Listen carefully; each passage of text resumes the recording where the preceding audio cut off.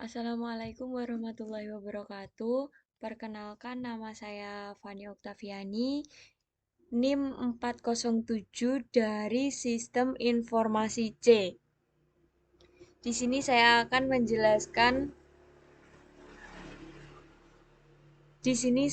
menjelaskan tugas individu pertemuan 3 praktikum Setup SDK dan Gradle. Nah, selanjutnya di sini saya akan membuatkan langkah-langkah untuk menginstal SDK Manager, meliputi SDK Platform dan SDK Tools. Yang pertama, apa sih SDK Manager itu? SDK Manager merupakan tempat untuk mengatur dan mengunduh komponen SDK Android di Android Studio. Dari sini kita bisa download download versi Android emulator dan dan alat bantu pengembangan lainnya. Kayak ibaratnya pusat pengaturan dan instalasi semua kebutuhan untuk bikin aplikasi Android. Selanjutnya ada SDK Platform. Di sini berisi versi Android tertentu seperti Android 12, terus Android 13 dan lain-lain yang digunakan supaya aplikasi bisa berjalan di versi tersebut. Kayak sistem Android versi tertentu yang bisa digunakan untuk membangun dan mengetes aplikasi. Terus ada juga SDK Tools, yaitu kumpulan alat pembantu pengembang seperti emulator, debugger, dan build tools. Kayak peralatan kerja yang membantu kita membuat, mengetes, dan memperbaiki aplikasi. Selanjutnya, kita langsung buka Android Studio.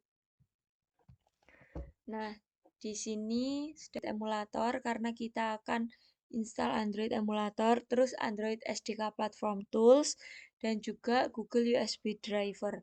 Di Android SDK Build Tools 36,1 ini kita klik, lalu kita show package details, dan di sini kita klik yang 30.0.2. Setelah itu kita oke. Nah, selanjutnya di sini sudah ada codingan.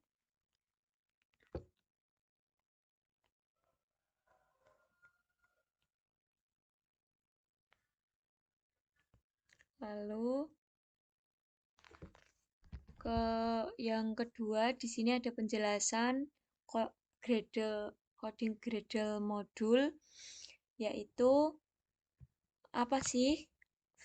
Yaitu file konfigurasi yang mengatur bagaimana aplikasi dikompilasi dan dibuild. Yang pertama ada plugins ini, yaitu menentukan plugins Gradle yang digunakan aplikasi. Terus ada juga Android konfigurasi khusus Android versi SDK yang digunakan untuk compile API 30 di Android 11. Terus di sini compile SDK versionnya 30 karena saya menggunakan Android versi 11. Terus default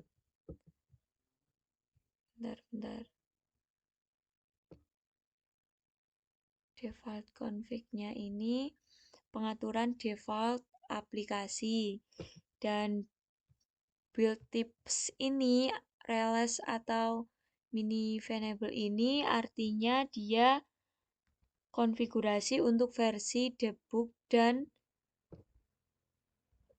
real cache. Terus yang terakhir ada dependencies, yaitu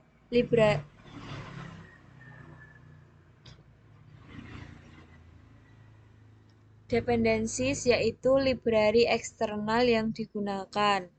Nah, selanjutnya kita klik tanda ini project with Gradle files ini, kita klik.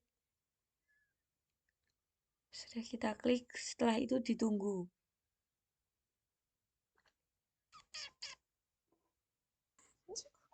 Oke, kalau sudah finish berarti sudah selesai. Sekian. Oke, kalau sudah finish seperti ini berarti sudah selesai, tidak ada error. Cukup sekian presentasi dari saya, Fani Oktaviani. Terima kasih banyak. Mohon maaf jika ada banyak kesalahan.